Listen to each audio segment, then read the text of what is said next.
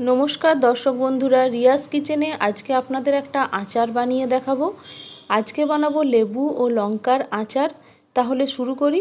প্রথমে লেবু এবং লঙ্কাগুলো ভালো করে পরিষ্কার করে ধুয়ে শুকিয়ে নিয়েছি।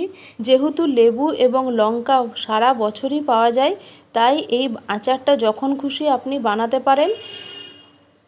এইভাবে আমি লঙ্কাগুলোর মাঝখানটা চিরে নিলাম এবং বাকি লঙ্কাগুলো একইভাবে মাঝখানটা চিরে রেখে দেবো।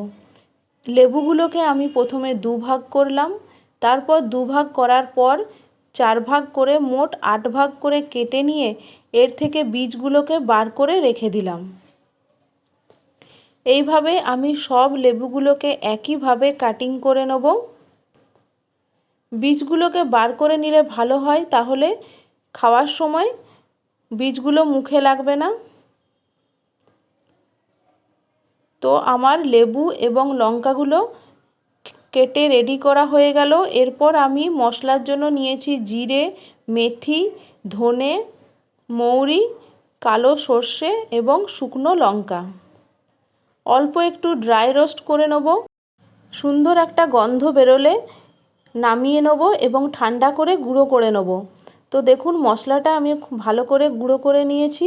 এরপর আমি নিলাম হলুদ, আমচুর পাউডার, নুন এবং শুকনো লঙ্কার গুঁড়ো। এবার একটি পাত্রের মধ্যে আমি লঙ্কা এবং লেবুগুলোকে ঢেলে রেখে দেবো। একটা কাজ করতে ভুলে গেছি, সেটা হলো তেলটা গরম করা। তাই আমি একটি পাত্রের মধ্যে বেশ খানিকটা সর্ষের তেল দিলাম। এরপর সর্ষের তেলটা বেশ ভালো মতো গরম করে নেব এবং গ্যাসটা বন্ধ করে ঠান্ডা করতে হবে।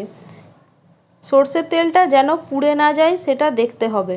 এরপর আমি লেবু ও লঙ্কার মধ্যে যে ভাজা মশলাটা বানিয়েছিলাম সেটা দিয়ে দিলাম আমচুর পাউডার, হলুদ গুঁড়ো এবং লাল লঙ্কার গুঁড়ো এবং সবার শেষে দিয়ে দিয়েছি নুন। এরপর সমস্ত কিছু ভালো করে আমি মিশিয়ে নেব।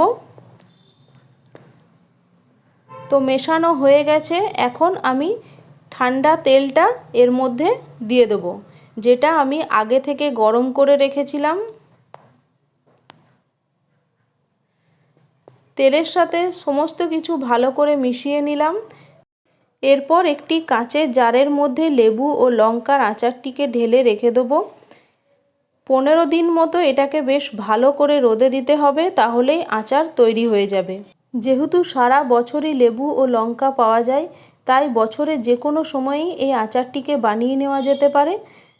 আজকের এই লেবু ও লঙ্কার আচারের রেসিপিটা আপনাদের কেমন লাগলো অবশ্যই আমাকে কমেন্টস করে লিখে জানাবেন। ভালো লাগলে লাইক ও শেয়ার করতে ভুলবেন না এবং অবশ্যই পেজটিকে ফলো করে দেবেন।